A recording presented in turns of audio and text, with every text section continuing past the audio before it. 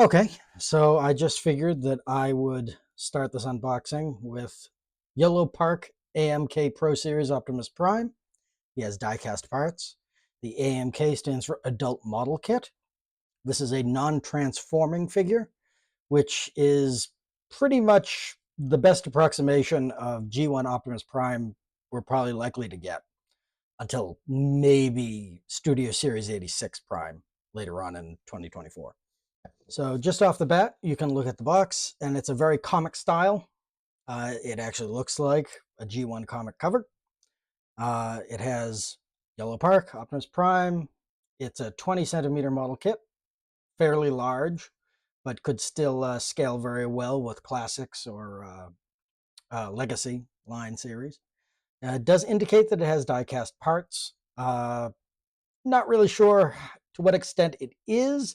I've heard that this is actually a fairly lightweight toy, so the die-cast parts might be limited to joints, but in any case. This is officially licensed. You can see the 40 Years Transformers logo. Very strange that Hasbro would outsource this to a third party to make this type of thing, but the last time Hasbro tried to make a non-transforming Optimus, we got the Red series, which didn't do very well at all.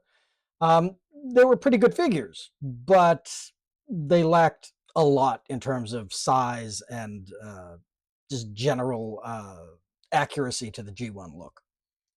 So we have on the top, we have the 40 Years Transformers logo again, and very lightly here, you may not be able to see it, there are actually panels from Marvel Comics G1. Looks like it's from issue 12 when Optimus gets his head back and throws Shockwave into a swamp. We've got a very nice G1 style logo on the side, along with Cybertronian lettering.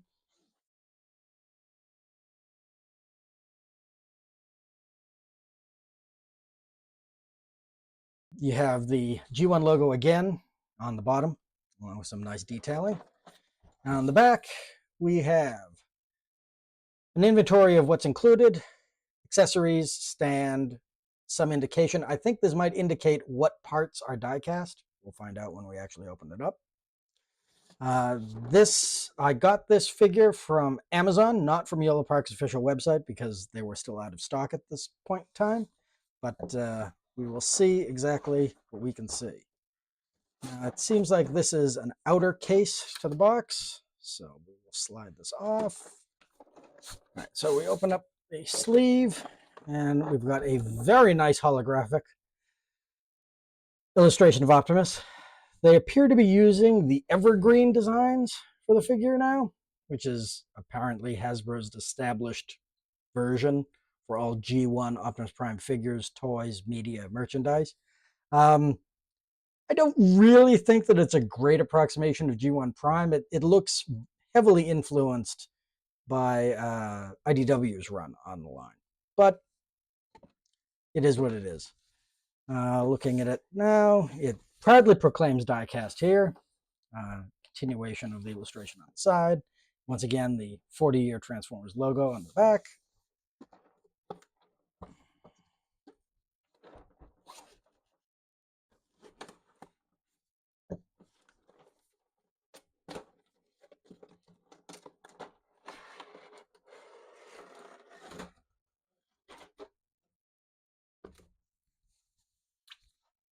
YOLOPARK insert. Talking about apparently registration. After sales service team with some QR codes. So inside the box, we have this plastic blister case that contains all of the pieces of Optimus Prime. This is a model kit, so it will need to be put together once you open it. Let's see what else is here. We have a secondary case nestled in the main case that looks like it contains his accessories. We've got a grip arm, display stand,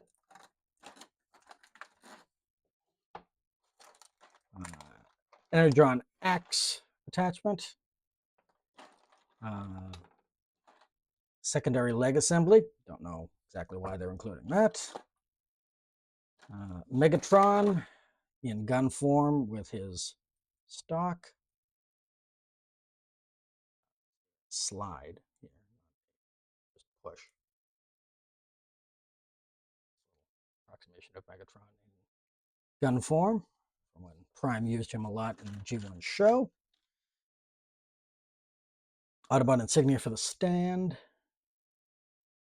Another secondary assembly piece for the leg, I'm going to guess. We'll see when we open it up. And Optimus's iconic ion blaster, which actually looks fairly close to the G1 cartoon representation of it, with a slight IDW styling at the tip and a little bit more detail here than you normally see. So we'll put those accessories off to the side while we take the main figure out of the box.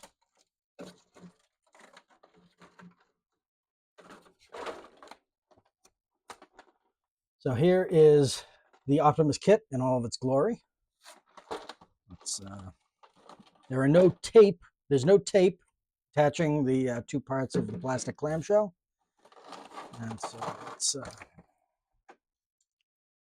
leg assemblies, feet assemblies. So far, the tips of his toes are die cast. The rest of these pieces appear to be just normal plastic.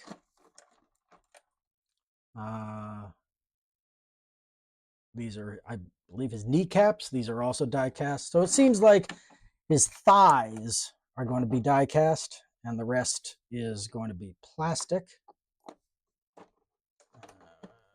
They give you an back. Yeah, his thighs do appear to be made out of die cast. These upper parts are full heavy metal, as well as the joint here that joins into his foot, but the rest of the casing is all plastic. Not bad. I mean, not terrible for this type of figure. Let's take a very small matrix here, probably smaller than he actually can hold. His hips are all plastic. We've got posable hands.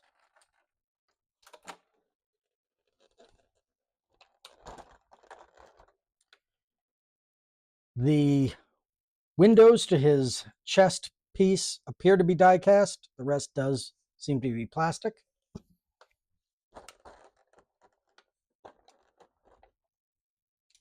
Here we have Optimus's upper arms seem to be die cast, or at least die cast casing on them.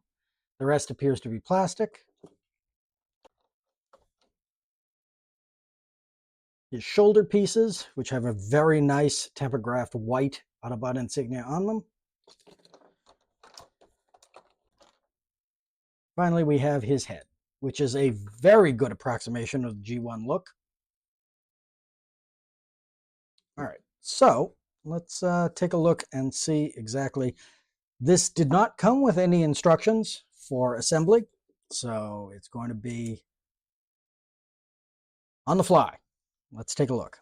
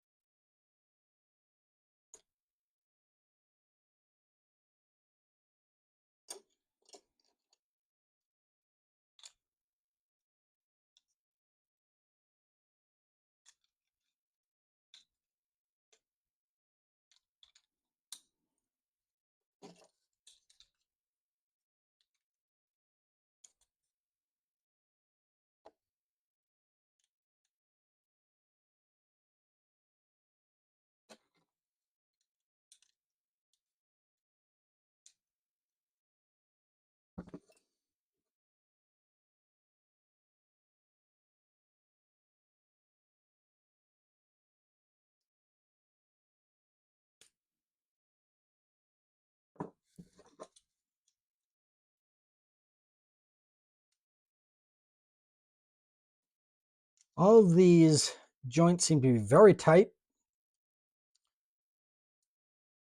and a lot of the posts that we're inserting have a secondary groove in them, so it's very nice to feel it lock into place as you put it together.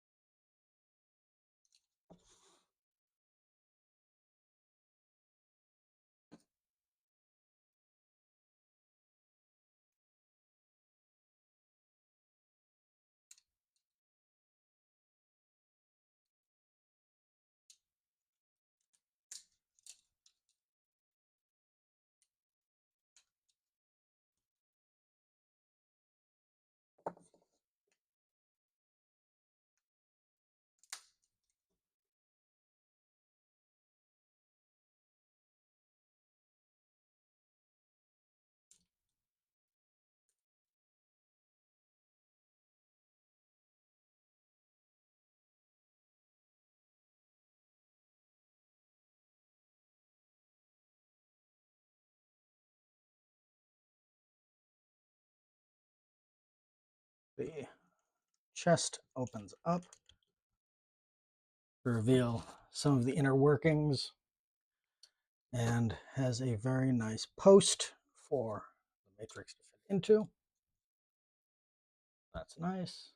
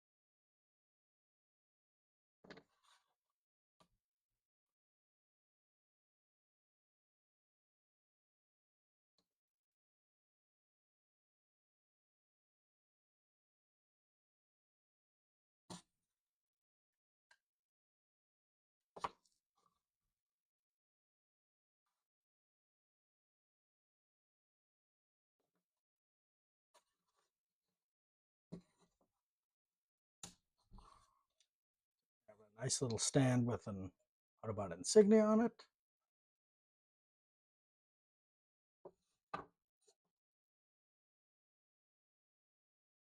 Here you have Optimus from the back. Looks very nice. The engineering is fairly accurate.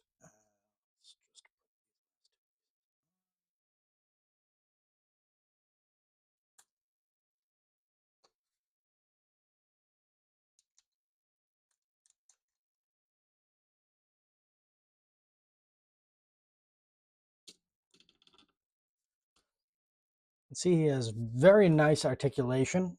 There's also a space for batteries for his eyes to light up and the matrix to light up. I would have to buy batteries in order to do that, so I'm not going to do that right now, but I'll show that later on in the video. And just going to finish putting his leg assemblies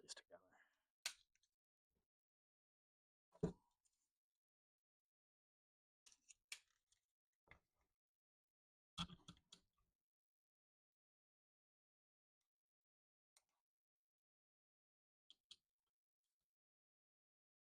So, fairly hefty, fairly weighty figure. Not the heaviest. I mean, Masterpiece Optimus is still probably the heaviest, but that's probably just more due to how much die cast was actually used in his construction. The finger joints here actually have 2 points of articulation at the knuckle and at the hem, so he can actually hold his weapon.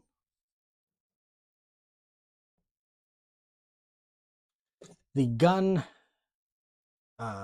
handle does have a post in order for you to actually really get that attached to his hand.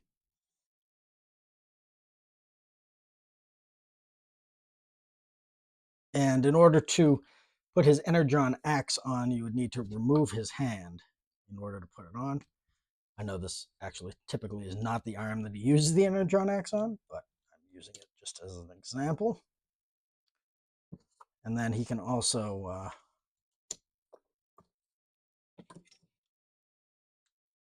get his hand back on. Megatron also. The Megatron gun assortment does not, attachment does not actually have that post, so he's going to hold it very loosely. Let's see if we can get this.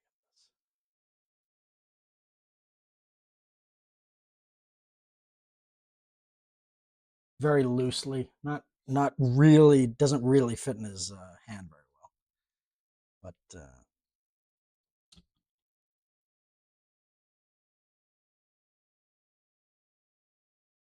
a nice sturdy figure, probably the closest approximation of G1 Optimus we're going to see. Very bulky in the best possible way. Some of the proportions are a little strange, not exactly off, but a little strange. His fingers are a little finicky, actually. In fact, the thumb is already popped out of the joint here. Hands look a little narrow, a little thin. That's probably because of the articulation they tried to put into him. On the whole, he's a very solidly built figure. Really has that kind of G1 Optimus, I'm a truck, I weigh a ton kind of sensibility to it. If you're looking for a Skybound Optimus, this is your best approximation. Especially if you want to be able to put him into all of the action poses that he may do in that comic to really recreate panels. The YOLOPARK Megatron is built from the same basic stock. So you would be able to take off Optimus's arm and replace it with Megatron's if you wanted to recreate the now iconic how do you feel about going on the defensive. He's got a very nice range of motion here. And he can actually double, so he can actually kneel down.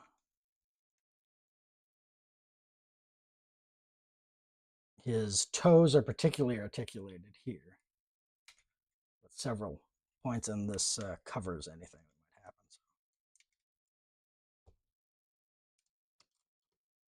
So he can crouch. You've got a crouching Optimus, if you were so inclined.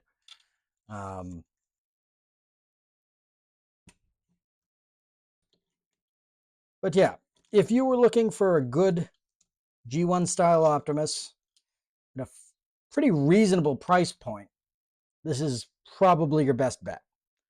I know some people have said that the Earthrise mold makes a good G1 Optimus, but there's something odd about the torso on that figure. I don't like the proportions of it.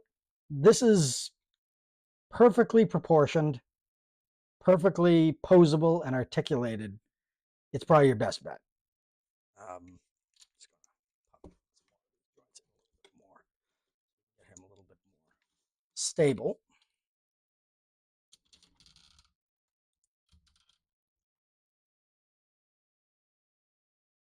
He has a double joint here in the elbow, so he can hold his blaster.